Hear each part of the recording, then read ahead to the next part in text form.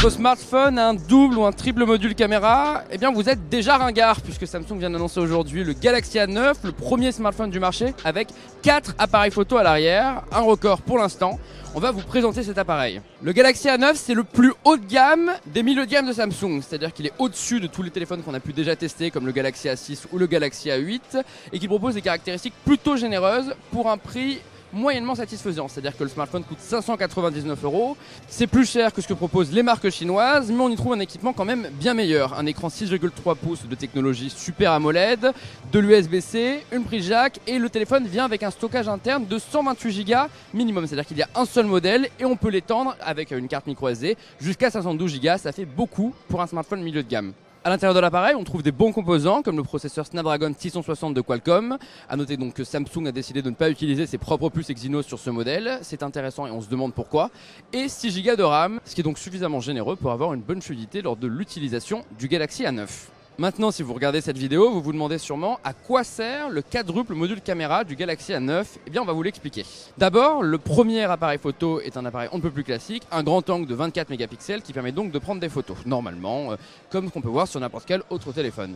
Il y a désormais un mode intelligence artificielle disponible dans l'application appareil photo de Samsung, qui permet par exemple de la reconnaissance de scène ou qui permet, si quelqu'un ferme les yeux pendant une photo, de l'identifier et de lui dire attention, cette photo est ratée, on peut donc la reprendre. Malheureusement, contrairement au Pixel 3, le smartphone vous demande donc de le refaire vous-même et ne prend pas des photos à votre insu. Deuxième capteur, un téléphoto de 10 mégapixels. Alors là, c'est similaire à ce qu'on retrouve sur les Galaxy S9 Plus ou Galaxy Note 9, c'est-à-dire que vous avez un zoom optique x2 qui vous permet de prendre des photos de loin avec beaucoup de détails. Voilà, c'est du classique et ça marche bien. Troisième capteur, c'est le plus intéressant, c'est un ultra grand angle de 8 mégapixels. Alors sa particularité, il vous permet de prendre des photos de groupe avec plus de personnes dans la photo, puisqu'il élargit l'angle à 120 degrés.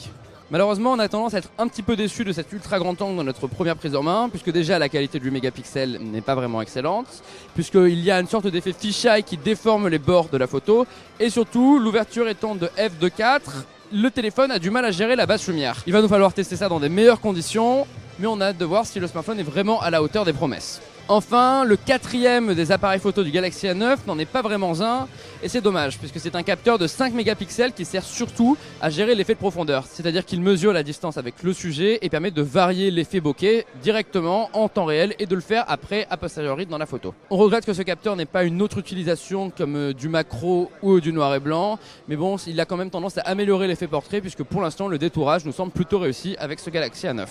Si l'idée d'avoir un smartphone à 4 appareils photo vous a séduit, sachez que le Galaxy A9 sera disponible dès le 15 novembre en exclusivité chez Orange et en édition limitée. On ne le retrouvera donc pas chez les autres opérateurs et pas dans les commerces comme la Fnac ou Boulanger par exemple.